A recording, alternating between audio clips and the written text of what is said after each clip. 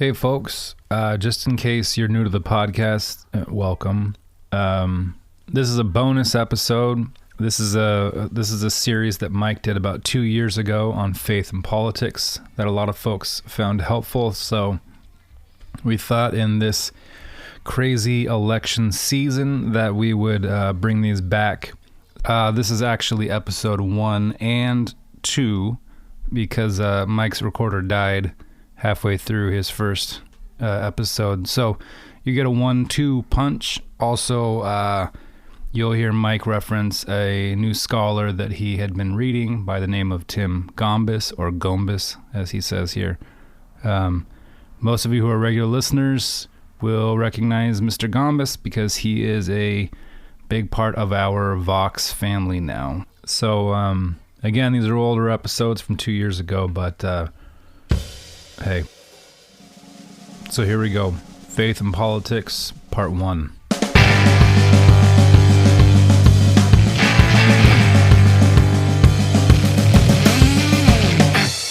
Today, I want to start a conversation about politics. Now, we did a whole bunch on politics right around the election and immediately after it, but I'm inspired by the work of some scholars, a guy named Michael Goheen, I think that's how you pronounce it, the ever incredible N.T. Wright, and then a very underrated Pauline scholar named Tim Gombis. I think that's how you, Gombis, Gombis.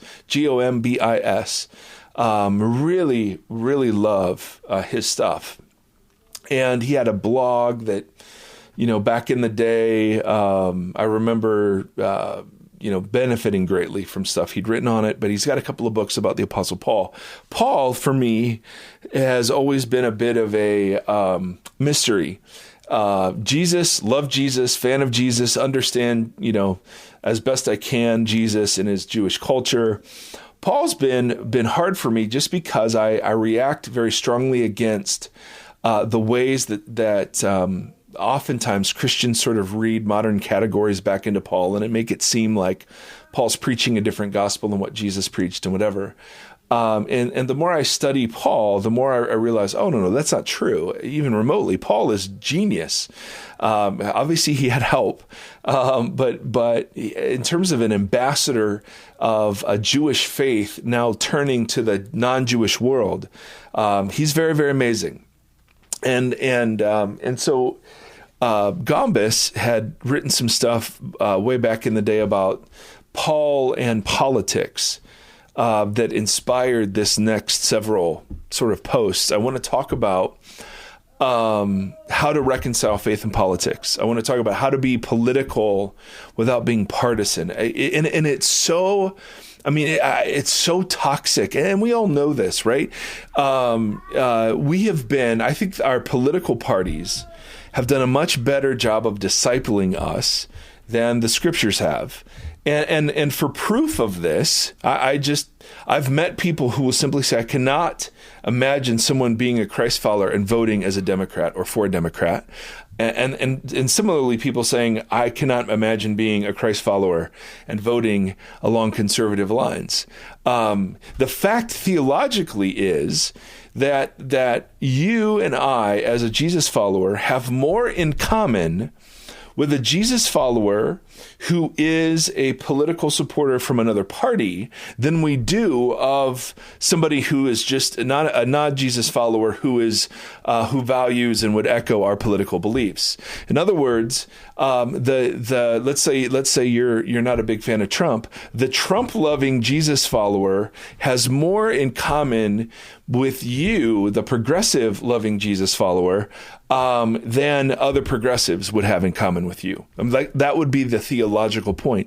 And the fact that it doesn't feel that way, the fact that there is such animosity between Christ followers over politics, demonstrates that we've been better discipled by political parties than we have by our local churches. And the reason simply is we make our political identity either equal to or more important than the identity we have as citizens of the kingdom of God. And we'll all say, of course, that in theory, yes, We are citizens of the kingdom of God, and that is secondary to our politics. But that's not how anyone acts, and that's not how anyone communicates to each other, and that's not how anyone argues. And so what's happening in our world is I mean, I don't even need to illustrate it. It's just the water we swim in. It's the air that we breathe. It is absolutely toxic for us, and I find myself falling into it as well. I mean, my personal opinions about our president aren't incredibly favorable. And I think that there are things I feel deeply about that I would do much differently were I in charge. And the people, some of the people that are so, fervently anointing him as God's candidate, I mean, I really struggle with doing that, and I struggle with what I think it's doing to Christian witness and why it is that so many people are leaving and exiting the faith who are younger. I mean, I think this is all tied together, and so I have very, very strong opinions about it. But I want to learn how to be political without being partisan. I want to learn how to engage in social media, how to engage in political talk and practice without reading everything through the lens of progressive versus conservative. That is simply we're doing greater harm to the cause by engaging in political discourse the way that we do than being either right or wrong about our politics. So I think this is incredibly, incredibly important. Whenever I get into politics, and this comment, I have to admit, pisses me off. And I'm sorry for the P word, but that's the mildest word I can get away with right now. Anytime I start to get into politics, people will say, "Hey, just stick to preaching. Love you as a preacher. Stick to preaching. Like, stay in your lane." And this is when obviously athletes will do this. Hey, just dribble the ball. Whatever. And what I want to say is, and what I want to show is that preaching is political in its very nature, and the gospel that we proclaim is political in its very nature, and the politics.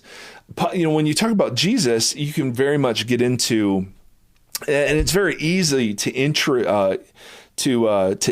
into political conversations around the teaching of Jesus. It's much harder, I think, with Paul, because Paul has kind of this reputation, and I certainly held that this was true of him, that he's more just the individual salvation guy.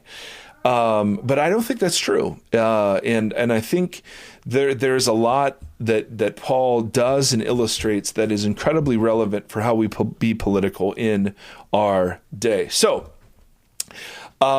this is me channeling other scholars, of course, not a surprise there. I'm not nearly as smart as this, but I want to react to the political climate we're in, to the fact that we've been discipled by political parties better than we've been discipled as Jesus followers. And I want to once and forever deal with the stick to preaching motif. So the relationship, of course, between the church / Christians and politics has been very, very difficult. And we've seen it in the history of American evangelicals in politics. We've seen the pendulum swing, from radical separation to unbelievable engagement, right? I mean, for some, politics and Christian faith are best kept completely separate. In fact, they would argue that politics, by any political engagement, will necessarily, in virtue of it being politics, will pollute your faith. So you cannot be involved in politics and keep your faith pure. Nothing but trouble awaits those who begin to become politically active. And that ultimately our faith in God is a private matter. It's not a political issue or a political thing. And so very often you'll hear people who hold this view, use, hey, this is the lesser of two evils kind of thinking. And this was very much a reason given for voting for Donald Trump over Hillary Clinton, or Hillary Clinton over Donald Trump. The other end of the spectrum, of course, is absolute engagement, the part of the Christian faith. So one view says the Christian faith itself is antithetical to politics.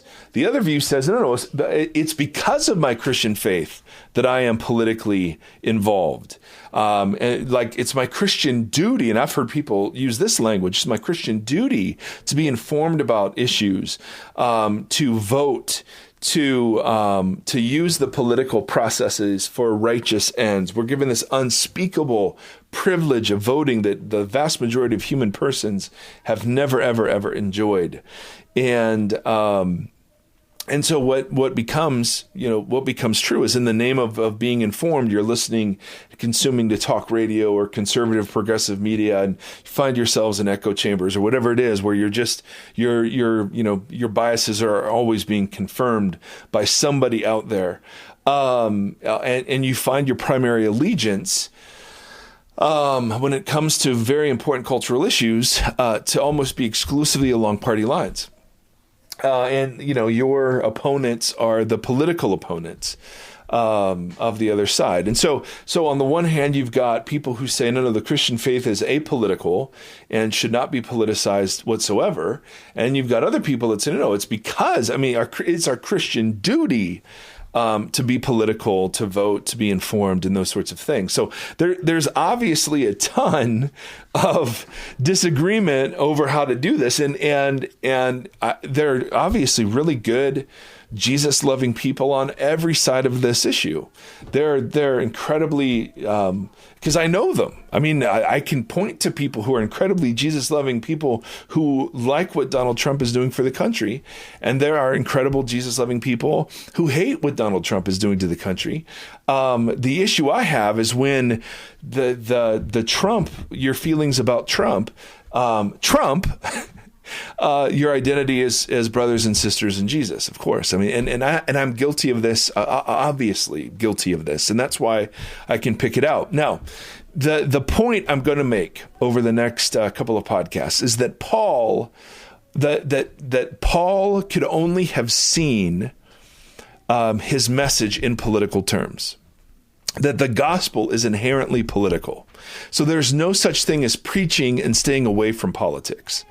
Preaching is political. The church is political. The gospel is political. We're going to illustrate that through this guy named Paul. Now, even me saying that, some people are like, yeah, and you'll pack that with all sorts of meaning. Some people say no, and they'll pack that with all sorts of different meaning. We have to get back to what political means. Political has been unbelievably corrupted by the way and the value system of U.S. politics. So we have to reject our modern notion of political. So our idea of politics has been shaped by presidential and congressional election cycles, the national political politics of a two-party system that has radically shaped how we understand politics. It's binary. We're radically shaped by cable news and social media that make money from stirring up our anger and demonizing those who disagree and polarizing viewpoints. So the politics has really been polluted by the way they're practiced in the United States. So when I say that Paul is political, you can't read political as in democratic two-party system every 2 years and then presidents every 4 years, special interest groups. Paul was not aware of any of those things, obviously, and nor was he a fan of American, Western individualism and what a democracy would turn out to be. So when we have to kind of start by redefining our terms, and we did this during the Jesus and Politics series. By politics, all we mean by politic is it's the ordering of our life together. It is the way in which we exercise authority and structure through human culture. It's the proper ordering of social practices and relationships. How do we agree on economic exchange? What are the labels and categories of human interaction? all of that is political. And that's something that the minute human beings existed, human beings had to engage in politics in this sense. How were human beings going to relate to each other and to the world? And the ordering of how that happens is what we mean by politics. Politics has to do with social behavior in something called a polis. Polis is a Greek term that meant and referred to ancient cities and all that held them together as a cohesive unit, as a cohesive social and cultural unit. So the polis is made up of people who engage in politics. Politics is just the working out of how a polis coheres together and works itself out economically, socially, so on. So the polis is the organized structure that is somehow put into place to govern our life together, and politics then is just the practical outworking of how our lives together are ordered. All right, now, if that's all we mean by politics, and if that's all we mean by political, then you can already see that Paul preached a political message in the following respect. He first proclaimed the lordship of Jesus over everything, not just the spiritual life, not just the forgiveness of sins, but over everything. If you were a follower of Jesus, Paul will go on to say, secondly, that all of your life should be reordered around this followership.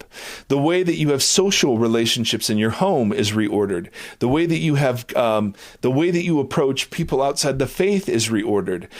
Your economic practices are reordered. Like there isn't one part where God is Lord, and then you kind of can do whatever you want with the rest of it. There isn't a private public dichotomy. There isn't a sacred secular dichotomy. This was all one bundle, one thing that would be worked out together. So Paul very, very clearly, and he announces that the churches are the people who live under the gracious reign of Jesus, that those churches constitute an alternative polis.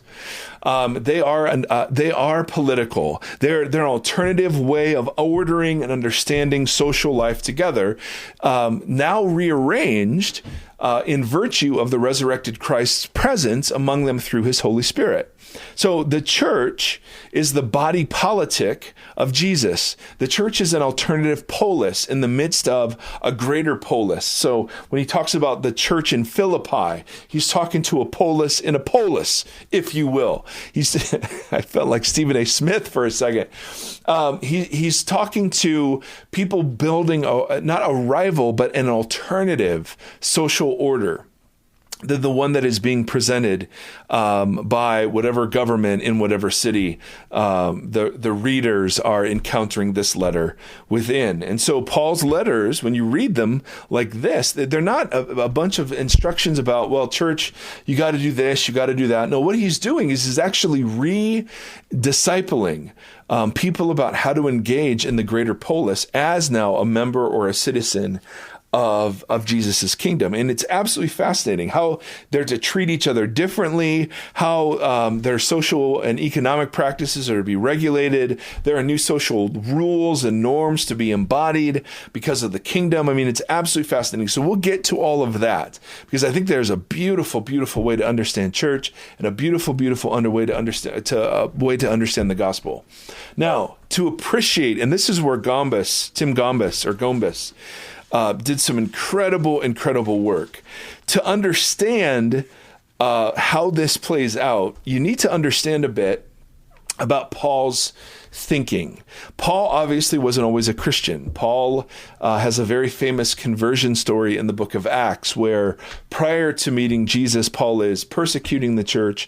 After meeting Jesus, Paul now is spreading the church, and people don't even trust him. He had such a negative reputation as someone trying to stamp out the Christ followers, that the Christ followers after his conversion are very suspicious of him. And so there is a definite before and after to Paul's message and Paul's practices.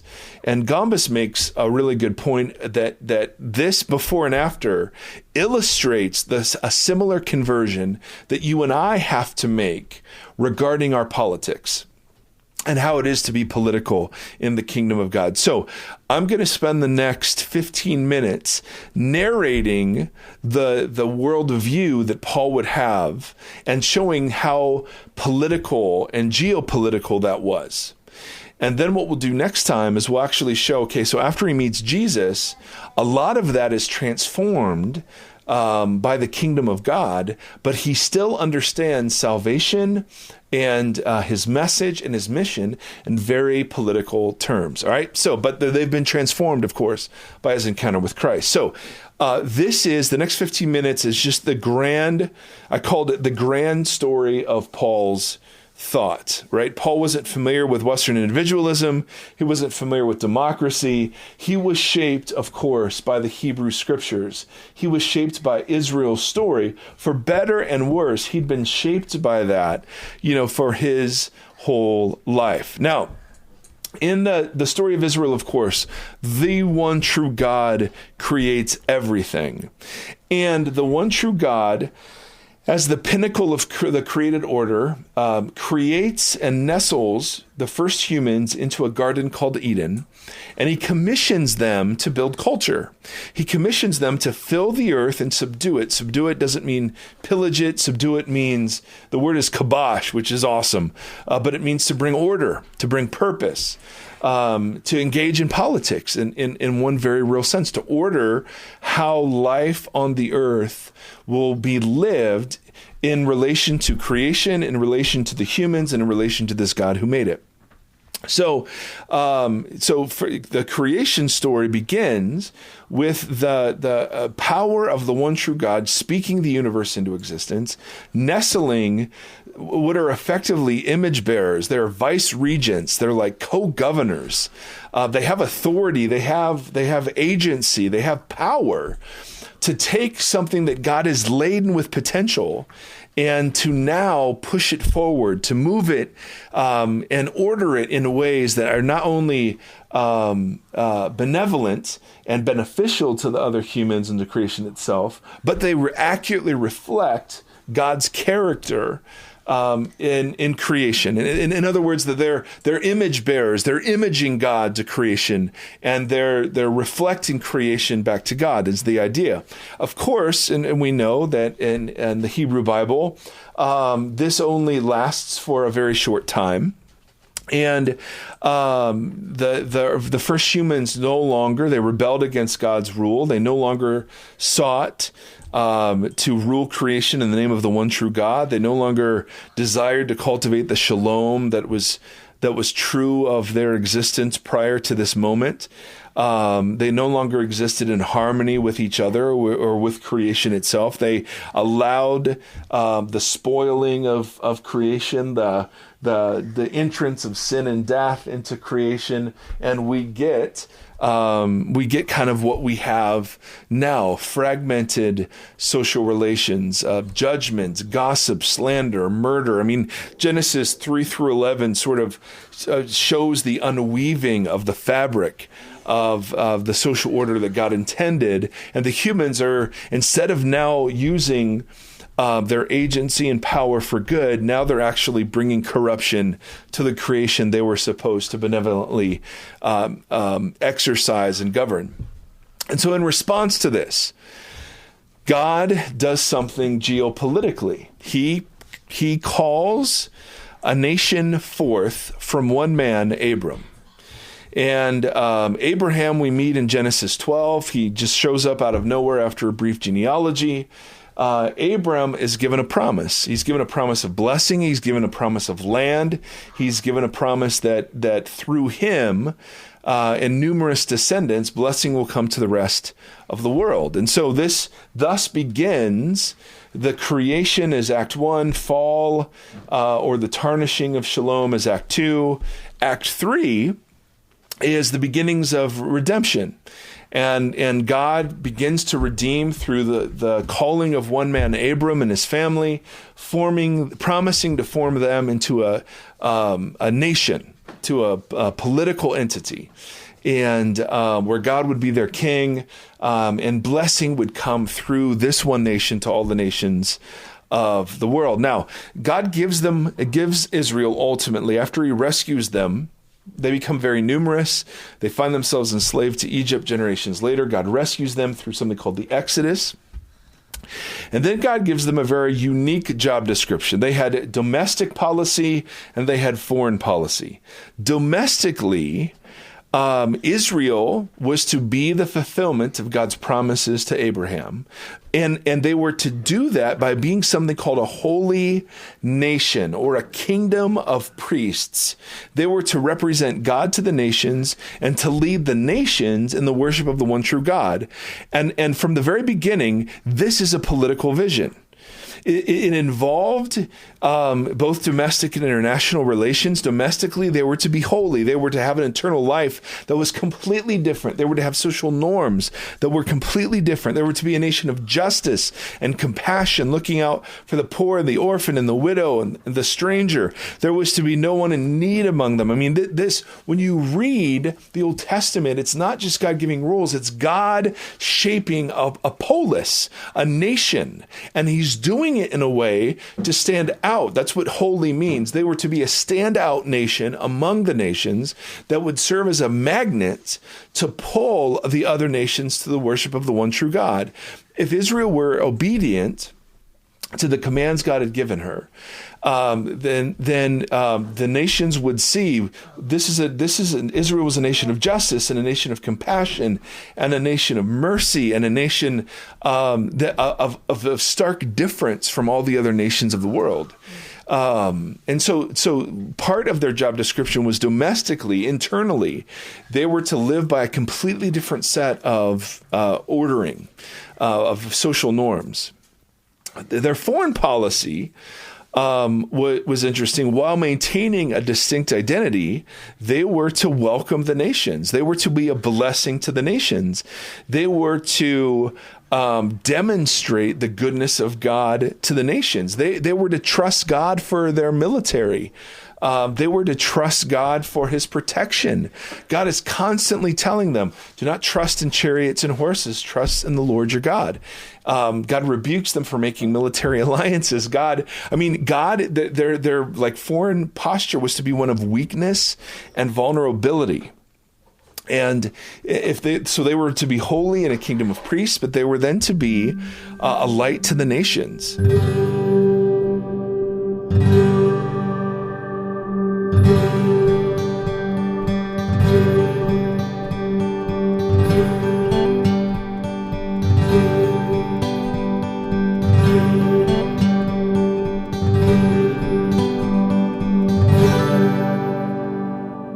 Before we were so rudely interrupted by my SD card running out of memory last week, I was in the middle of trying to paint a picture about how faith and politics are to be reconciled in a Christian kind of way. And we were using the Apostle Paul and his journey as an example. Now, remember, politics, of course, is just talking about our ordering, the ordering of our social life together. It deals with something called a polis, which is some sort of community or group, usually geographically defined. And so at that basic sense, a lot of what Paul was preaching in the announcement that Jesus is Lord, I mean, that very clearly had political implications. Now, what we want to set up and where we got interrupted last week is we were trying to set up, and I'm taking this from a guy named Tim Gombis, the thoughts of Saul the Pharisee and how he would have seen salvation in politics and those sorts of things. And then very famously in the book of Acts, he meets the risen Jesus. He's blinded for 3 days, gets thrown off of his donkey. And all of a sudden he still has the same zeal, but now he's reorienting himself around the reality that there's this Jesus that has to be contended with, and so he engages now in political talk much differently than he did as a Pharisee. So what I'm trying to do is trying to set up his thought life, the way he would have understood the world as best we can reckon from the Old Testament scriptures, from writings of the day, from what we know about Pharisees and so on, and so we're trying to reconstruct his political imagination so that we can show when he meets this Jesus. So that we can show when he meets Jesus how differently and how similar his political imagination becomes expressed. So there are huge similarities between how Paul is going to understand the work of Jesus in the world before, or after he comes to know this Jesus. But there are some big differences too, and it's those differences that I think will be really enlightening for us. So if you'll trust me, we will pick up where we left off, and I'm just doing a lot of monologuing about Paul's sort of narrative imagination around politics. Where we left off was so we talked about the creation of Israel, or the creation of the world, the choosing of Israel as a light to the nations. And they were given a kind of a job description. They were a polis in the nations of the world. They were the Old Testament law is incredibly political about how judgments are rendered and about how social transactions are to take place and about justice and economics. I mean, it's very, very ordering of social relationships. And there was a domestic foreign policy that God intended for them, and that is summed up by the word holy, that they were to be distinct from the nations in the way they ate and what they wore, and how they dealt with the poor, how they conducted war. I mean, all of those things were to be very, very different and distinct. And the reason for that internal foreign policy or internal domestic policy was to create a foreign policy that was attractive, that the nations would be drawn to the God of Israel because of Israel's public life together. And this required for Israel unbelievable trust and faith in their God, because particularly in foreign policy, I mean, very often battles were fought where God would say, okay, you got too many guys here. So let's take 33,000 of you. Let's get rid of all but 300 of you. And then we'll go attack this like amazingly huge force of the Midianites. This happens in the book of Judges, or there are battles in the book of Numbers where, Israel they didn't do anything warlike. They just would obey some random, seemingly odd command from God, and their enemies would be terrorized. Or, they defeat the city of Jericho by just marching around it 7 times. I mean, God placed them in positions of such weakness and vulnerability to continually show them that He was their strength, He was their warrior, He was their advocate, and so this was hard for Israel, and it would be hard for us too, no question about it. If God called us to lay down all of our guns, to lay down our military, to lay down our police force, and to trust that He would provide and take care for us, I think a lot of us would wrestle with those realities. And so, not surprisingly, Israel fails to live up to her vocation, not only in foreign policy matters, but in domestic policy as well. Now, again, I'm using purposefully political language, even though it's not used that way in the Old Testament or the Hebrew Scriptures, simply because I want us to engage with this big story and realize it's loaded with political language from its very beginning. We've separated the idea of politics from the ordering of our social life together, and we've made it and packed it with all this weird American stuff that we do in the 21st century. And so I think Paul thought very much in political terms. In fact, what happens because of Israel's failure is they get sent into exile. They are forcibly removed. The northern 10 tribes earlier than the southern tribes, but the northern kingdom goes into exile and never returns. The southern tribes, or tribe and a half, or 2.5 tribes, depending on how you count, get sent into Babylon, and they return 70 years later. But they're exiled precisely because they did not fulfill the vocation that God had given to her. So instead of being a light to the nations, they wanted to be like the nation. So that starts very early in the Israel story with their desire to have a king.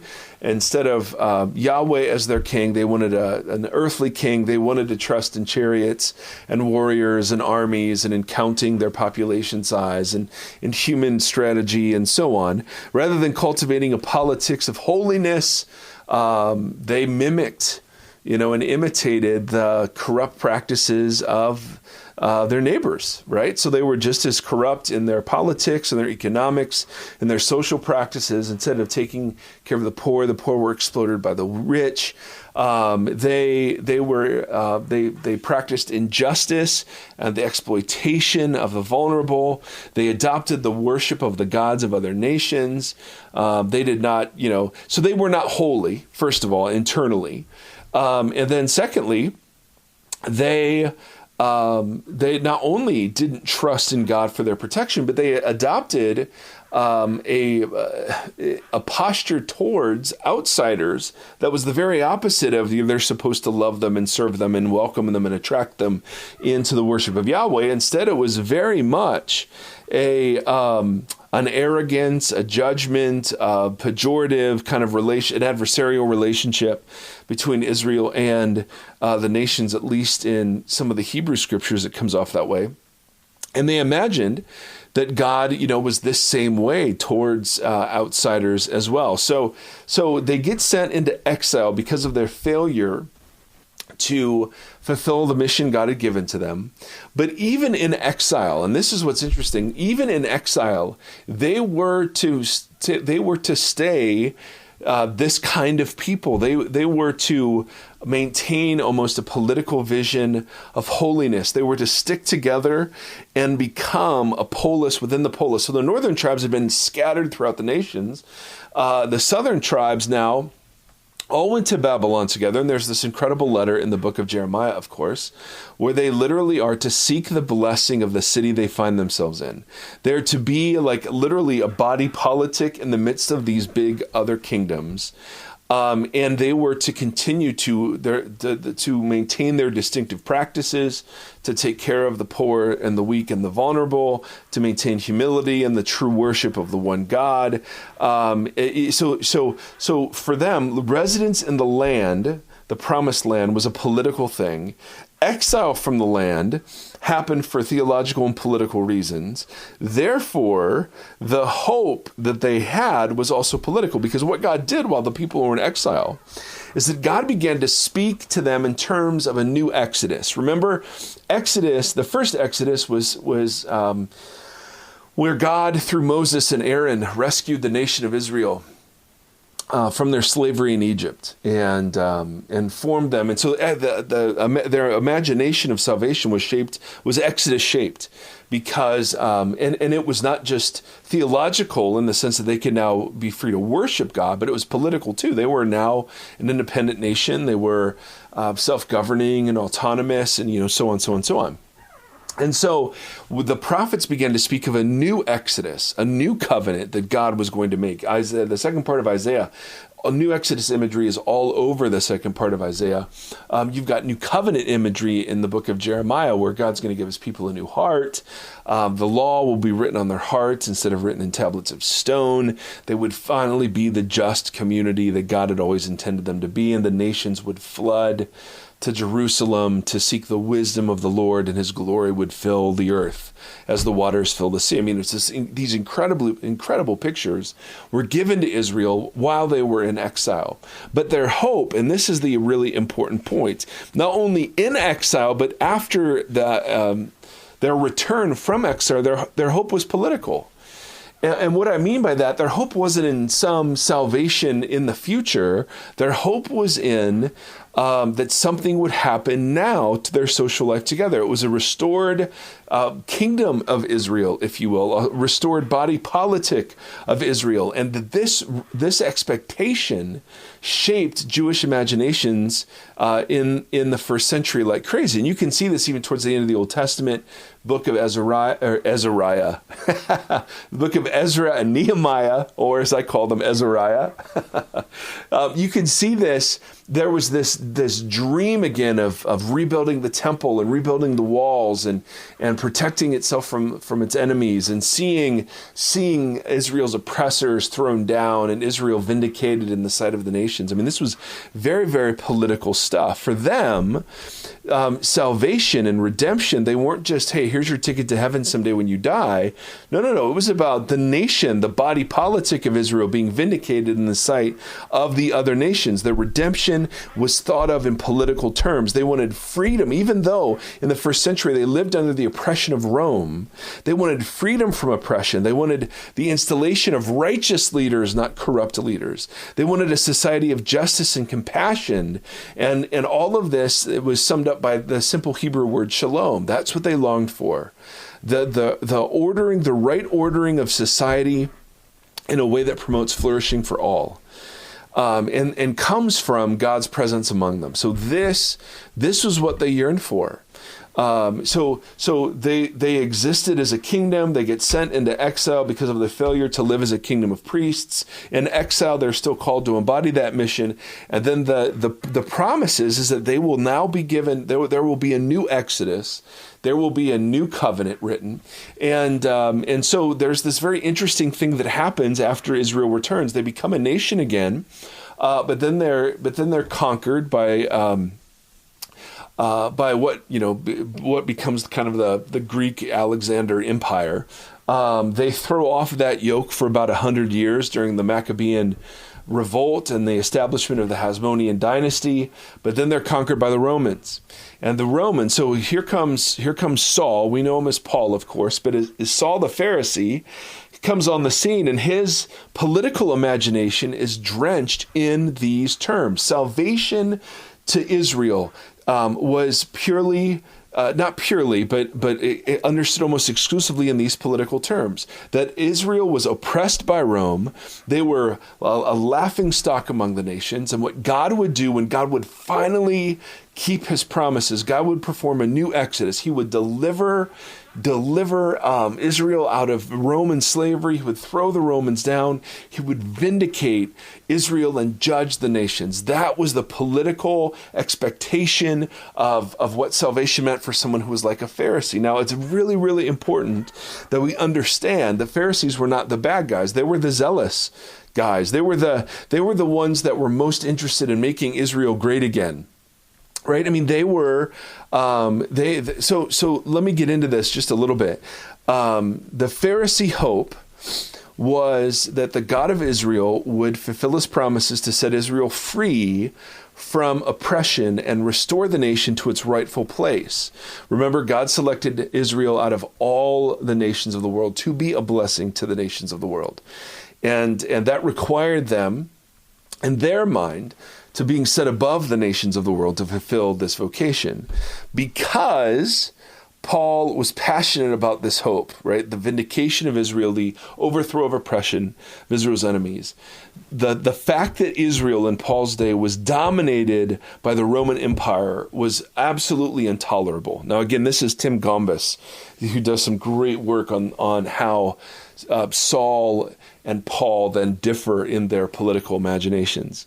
He said, the desperate need to set the agenda for the Pharisees, this desperate need set the agenda for the Pharisees. As Saul read the scriptures of Israel, he understood that the nation had been sent into exile for unfaithfulness to God, for idolatry, for neglecting the Mosaic law and its practices, right? So the reason the Romans now ruled politically over Israel was because Israel had not been faithful to the covenant. It had not been faithful to embody the Mosaic law and all of its social practices of justice and compassion and worship. And so for him, if unfaithfulness to the law led them into exile, then renewed faithfulness to the law would absolutely, at a national level, right, the body politic, its fidelity to the law would now move God to act on behalf of Israel, to deliver the nation from its enemies and bring about salvation.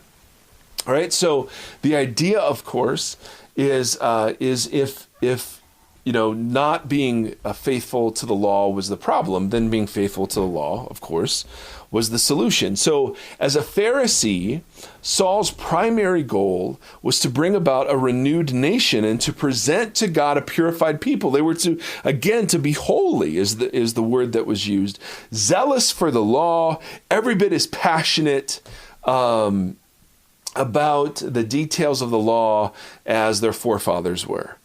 And he was convinced that if, the nation would be obedient and the nation was pure, then God would move to deliver Israel politically. Now, again, they use salvation language for this, but it was New Exodus language. It was the idea that they would be renewed as a people and as a kingdom. So what Saul did, and this was the Pharisee project. It was literally a national campaign for the honor of God in Israel. And so that's why they cared about things like Sabbath. We have some later rabbinical writings where some rabbis would say, listen, if all Israel would keep the Sabbath perfectly, the Messiah would come. And you can also see now why Messiah was thought by the Pharisees to be a political savior. Right? The expectation is that salvation would be political, therefore the Messiah would be political in order to accomplish the salvation that was inherently dealing with the nations of Israel, or the nation of Israel versus the nation of the world, the nations of the world. Hello, I'm trying English. And so, for Saul, purity, he was passionate for this. That's why Jesus gets into so much trouble with Pharisees. What they would do is in order in their zeal to keep the law, they would fence the law in. That was their term. So if the law was, hey, do not sit in this particular chair, if that was like one of the 613 commandments, do not sit in this chair, they would add laws or regulations or commands that would be like, don't even get near the chair, don't even be in the same room as the chair, don't even look at the chair. And so growing up around the 613 commandments of the Torah were thousands of regulations and rules that were designed to keep the people holy. And so that's why Pharisees were so zealous about maintaining the Sabbath laws, but not just the general command of the Old Testament, but they created, dozens of categories about what you had to avoid on the Sabbath in order to keep it perfectly or to keep it holy. They had meal rituals, washing your hands, and Jesus runs afoul of a lot of this tradition. That's why he gets in trouble with them. He said himself he came to fulfill the Torah, not to abolish it. And so he's not abolishing Torah. He's actually showing what God's heart was in it. But in so doing, he conflicts with the rules and the regulations, the traditions of the Pharisees. But you have to understand the traditions of the Pharisees were expressions of their zeal. Now, when I listen to some evangelicals talk these days, right, around every election cycle, you have this almost apocalyptic fervor. We've got to win the Supreme Court. We've got to win Congress. The nation is sliding into a moral abyss.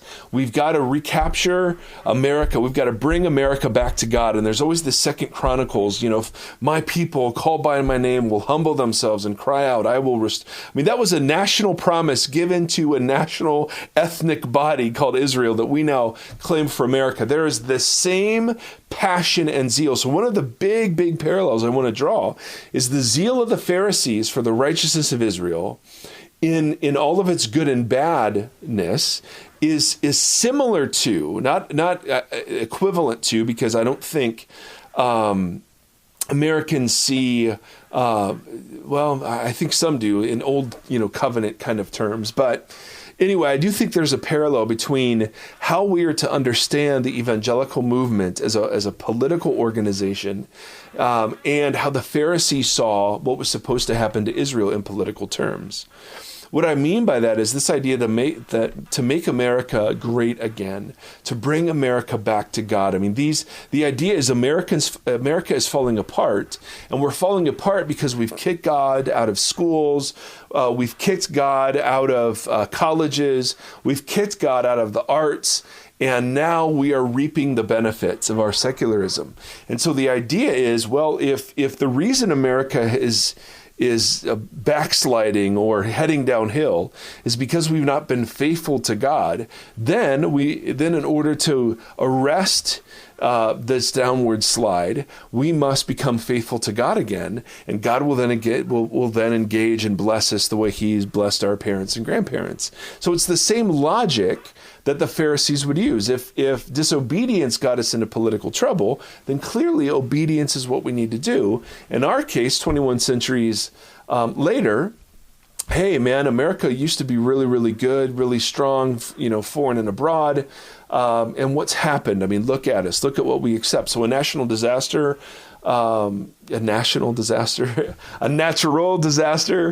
hits, and immediately it's because of the gays, and it's because of the abortion providers, and it's because of, and I'm telling you, these were exactly the ways in which the Pharisees held the things that were happening to Israel, exactly the same terms. So Paul had a belief about Jesus of Nazareth before his, visitation. Saul the Pharisee would have seen Jesus as a failed Messiah. First, because Jesus failed to enact the political program that the Messiah was to inaugurate.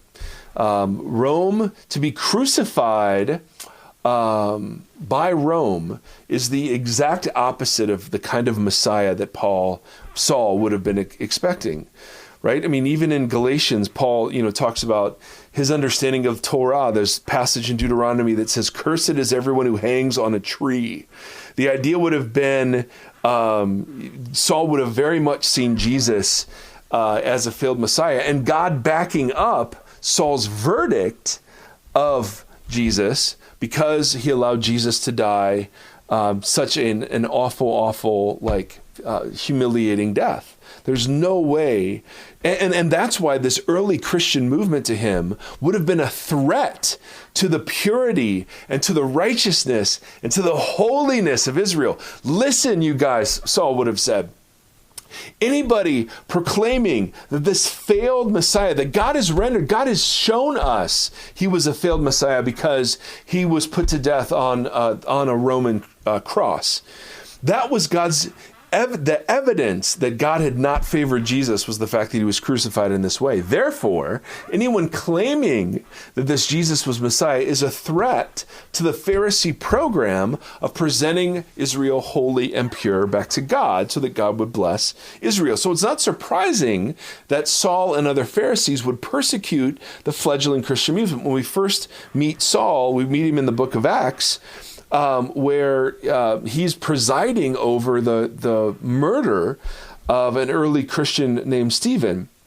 And in Luke 7, it's almost like Saul is like the coat check guy. He's holding all the coats while the people stone Stephen to death. And in Acts 8, it says, he heartily approves of this. And then a wave of persecution breaks out against the church. And so great was his zeal that he was seeking permission to haul Christians off to prison. In Acts it says he traveled around Judea breathing out threats and murder. And by his own words in Galatians, he was attempting to destroy the church of God. So and I hope this is making sense. It's a lot of talking for it not to make sense. Before his conversion then, Saul's political outlook was one in which salvation was primarily political.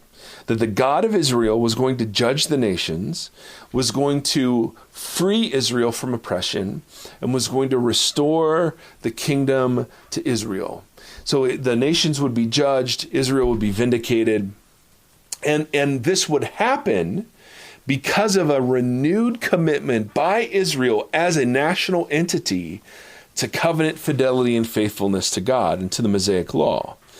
Now, Saul then embarked on a campaign of violence and coercion against the enemies of this program. And there were two kinds of enemies that Saul would have seen. Christians, of course, but anybody in the land who wasn't righteous.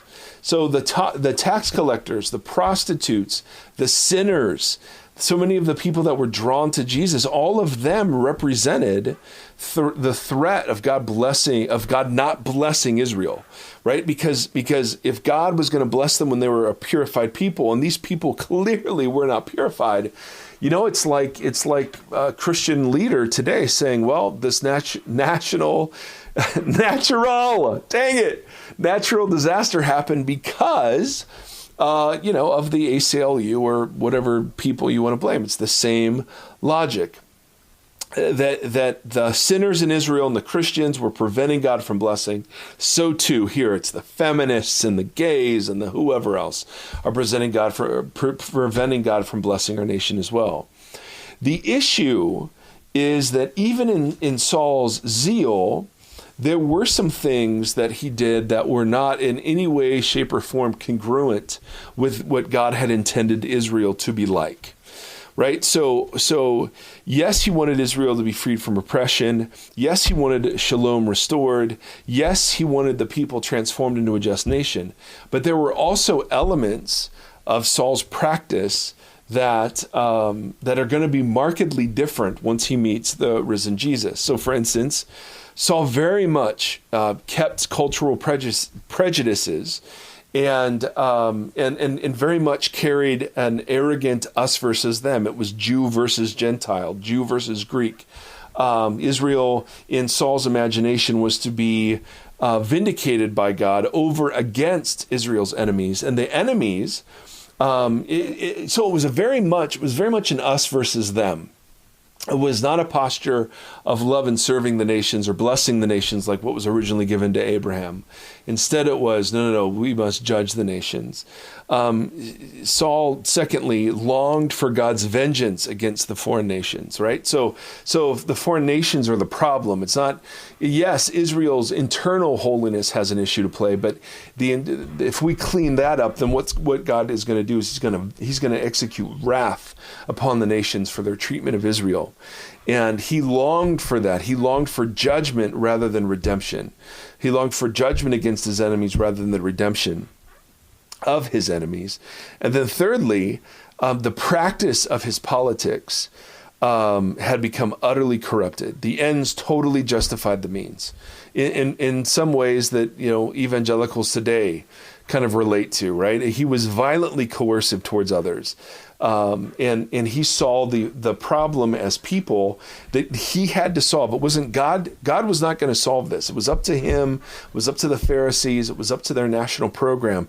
That's what needed to happen. And the people who were enemies, the people who were sinners, the people who were not pure, the people who were threats to national purity had to be dealt with. And Paul had no hesitation to deal with them the way he thought the Old Testament gave you permission to, by putting them to death, or very least by putting them into prison. So he was not only coercing other Jews, but he was actually trying to force God's hand. He truly believed that he could get God to send salvation and rescue. Now, next time, again, I don't know if you're able to follow this. All of this background to me is necessary to make some really, really important points about how Paul's political imagination changes upon his meeting of the resurrected Christ.